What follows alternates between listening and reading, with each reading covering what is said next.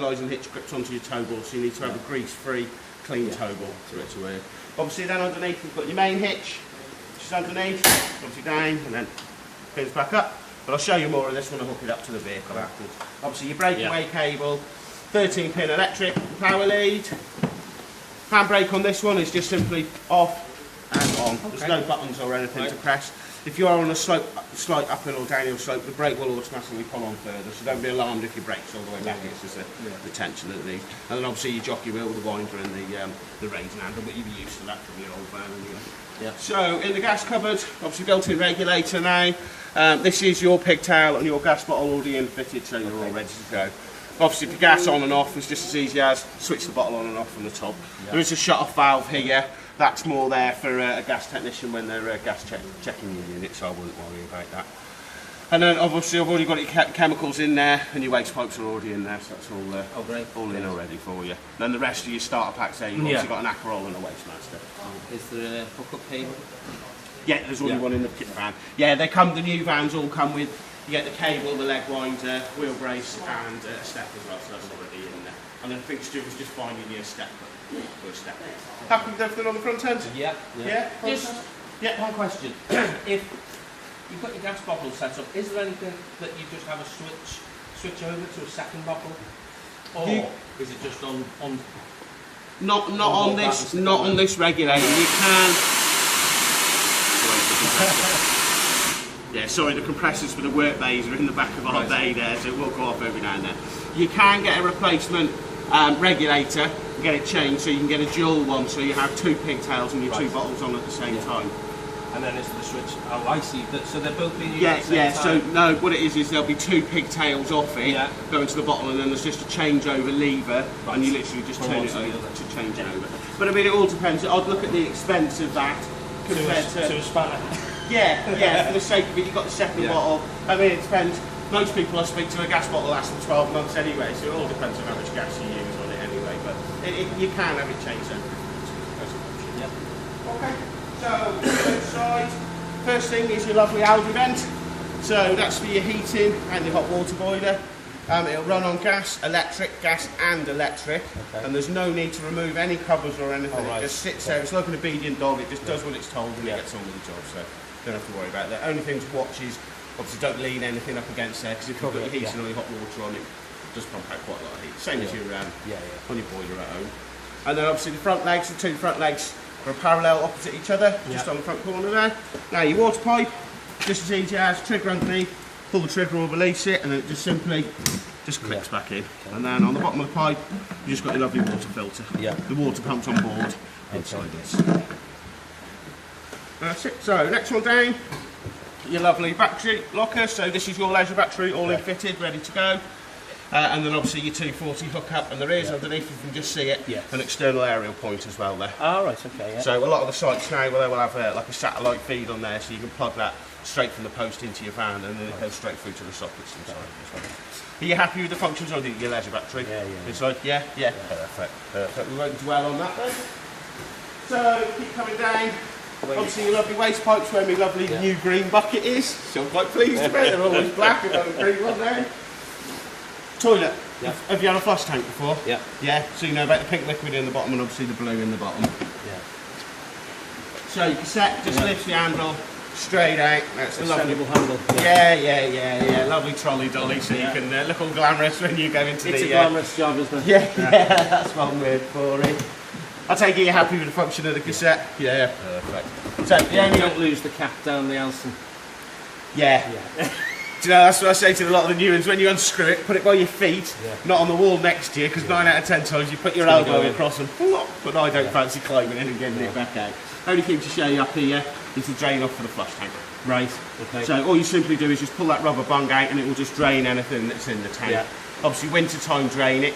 What I tend to do as well when I'm travelling, if I'm going anywhere, if I've got a fair bit in it, I will just drain it out into a bottle rather than it sloshing inside and possibly leaking out. I've had that once, so it does make a bit of a mess of the car. So you just siphon it out and then just put it back in? All you literally need to do, I just keep like a squash bottle with me. I literally pull it off, drain it off into the bottle, screw the lid back on, and then when I get there, all you've got to do is good, tip your bottle in and your toilet's ready to go. It's easy as that. So. Yeah, we did have some splashes in the once. Yeah,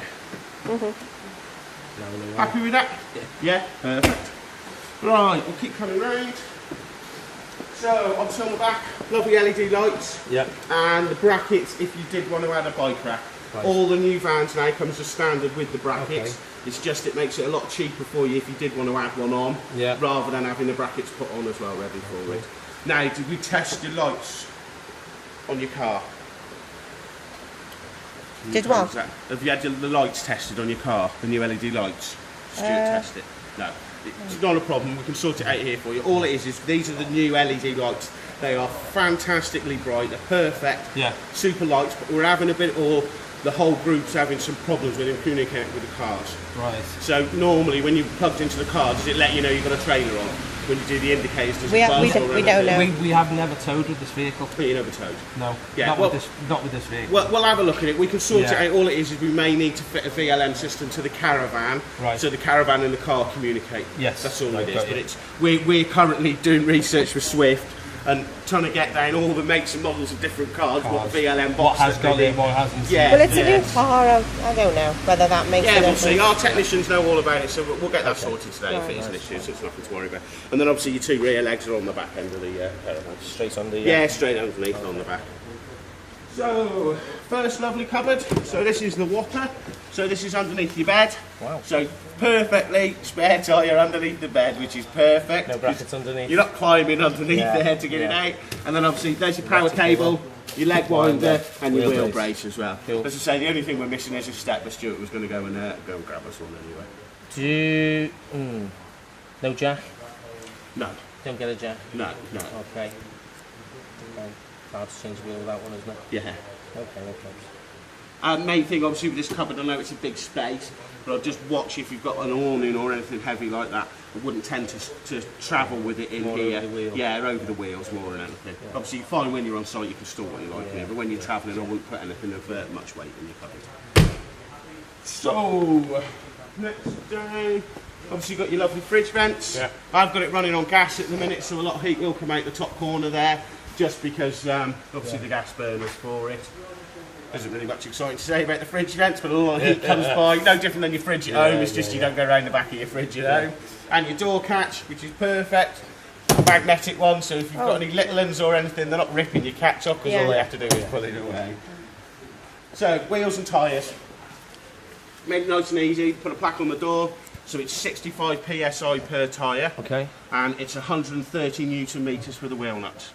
Right. Now, the reason we say about the wheel nuts, it is important that you're checking your wheel nuts before every journey. Yeah. So, in the PDI, they've been checked 3 times. I'll do them again for you today. Right. But then from today onwards, it's down to your responsibility to check them. The main thing is, you've only got 2 wheels. If someone's been fiddling with a wheel and you go off down the road and the wheel comes off, it's it's dangerous for yourselves, and then it's expensive when it's hit the deck as well. So, if you've got a torque spanner, perfect. If not, just use your tyre and just make sure they're tight.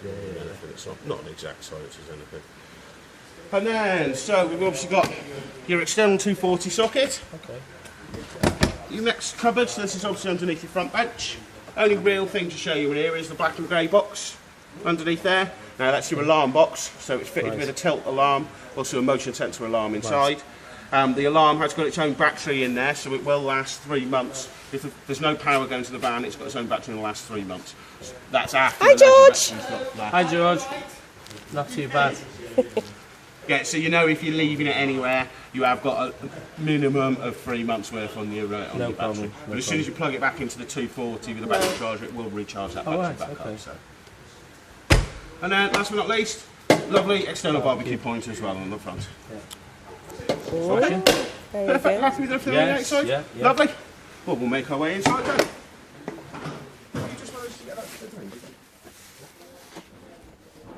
Normally have to give him a bit of a tap. He must have a strong touch, firm touch. Has been said. Oh, no. Hope not still filming. Right, we'll start underneath the bench seat there, just behind it. Just put these slippers on. I like these little lights. Yeah, they're lovely, aren't they? What lights? I've never noticed. Like on a plane, little tracer lights. So it's good if you go into the toilet or anything, just literally just pop the little ones on and you're not lighting up the van. Right, we'll start under here. So, Obviously, it's your water boiler and your that looks different. heating system all in the corner over there. Yeah. The only thing to show you is down here. Can you see the little yellow tap that's sitting flat at the minute? yeah, Can you see it? yeah. That's for your drainage, that is. Okay. So obviously when it comes to winter and you want to drain the van, all you literally do is just lift that yellow tap up and it will drain all the boiler and drain all the water system down. Okay. Then you just have to go around and just open the taps just to get the last little bit of water in. Okay. So obviously next to it we've got your water pump, and then this is like a suppression unit for the water. Consumer unit. So you've got one of the modern ones now because you've just got the 2 buttons on the top. We've never. Oh, the battery box is back there. Yeah. So on your consumer unit, the little red light is if you go abroad or anything, plug it in abroad, it'll light up red. Yeah. This is a reverse polarity one here. It'll light up red just to let you know that the power's backwards outside. Okay. It controls it at the unit, so it won't do any damage to the van, but you just need to then even go and speak to the campsite owners or a friendly couple nearby. It's either an adapter or a rewire of your leads. So the next 2 buttons, obviously the green for the battery charger and the orange for your heating and hot water. You can just leave them on constantly. You can. There's no need to switch them on and off because as soon as you plug your 240 in, it'll power that up. Running off as soon as you unplug your 240, they'll go off automatically anyway. Oh, so okay. you can leave them on constantly. Oh, right, you can't do any damage to your boiler by having it switched on with no water present because it will only heat up when there's water present. Right, oh, that's good. Yeah, so you can just leave them on. Yeah. So, obviously your battery charger, it's just on the side there, nice and silent now, so it won't be disturbing you in the middle of the night. And then the black system shutdown button, so if you're leaving it for any period of time, just hit that button and all that does is isolate all your 12 volt system, so there's no drain off your leisure battery. Yeah. And then we've got your 12 volt fuses and also your 240 breakers. Yeah. And then down on the door here, the blue and white label, it's got all the descriptions of which is which and what the light's up to. Yeah. And the little green light that's inside it just relates to the battery charge, just let you know the battery charge is on. Okay. And it's as simple as that. You won't really have to go in here as such, only if you've got any problems, you know where to come to. But as I say, you can just leave everything on in there and just plug it in and you're up and ready to go. Okay, that's nice and simple. Yeah. So we'll go to the panels above the door now, which gets a little bit more complicated, but it's not overly. Let me put my glasses on so I can see. Okay. Right, so we'll ignore this one at the minute because this is for your heating and hot water. These are the main controls for your van. I will just show you just as simply power off and power on. Okay. It's as simple as that. Now on the screen here, it'll tell you 14.1 volts, which is the power in your leisure battery. Your radio also switches on every time you power your van on and off. Okay. So on this side then, so the top one is for your awning light externally. Next one down is your dimmable lights. As you see, they'll light up all the way around the van. Dimmable? Yep. From where? Where did you... From here. All right, okay. So, and then the next one down is the rest of your lights. Okay. So you've got 3 light switches as such on there. Okay. So I'll knock the other ones off so we can get full effect of your dimmable ones. You'll see it says dimmer level on your screen here. Yeah. So up and down arrow changes what menu you're on. The across arrow changes the level of it. So if I press that now, turn your dimmable lights up to 100. That's the dimmable lights up to 100. Obviously, or down to 5. Okay. You see it drops down. Yeah, It's only these lights that we've got on. The only thing with these lights, there is individual switches around the van. So if you're ever switching this on and it's not coming on, you may have just knocked them off at the switch. So the ones to the top here is on the strip light above your head there. And then the ones to the back ones is just on the wall down there. So if you're ever switching it on and you're thinking, oh, they're not working. Right. Where's the actual switches? So just above your head there, exactly where you are. So that one there, if you knock that switch off now, see, it switches that off. So even if I'm switching it on and off here, it won't come on. Because it's been, Yeah. And then your next one down is all the rest of your lights as well. They are individually switched, so we've got everything on at the minute, just to show you it lit up. But you literally just set your dimmable level like that. And then the last one on the bottom is just your water pump. Right. It's as easy as that. Obviously, once you switch your water pump on and you're using it, just leave it on all the time because it will only run when it's needed. Okay. So, rest of the menu. So, next one down is heating settings. So again, arrow across. Now, all this is, it changes it from manual control, which means we're using it here. Yeah. Oh, wrong one. Manual, timer, which you can set a timer up on this, so this will control this as such. Yeah.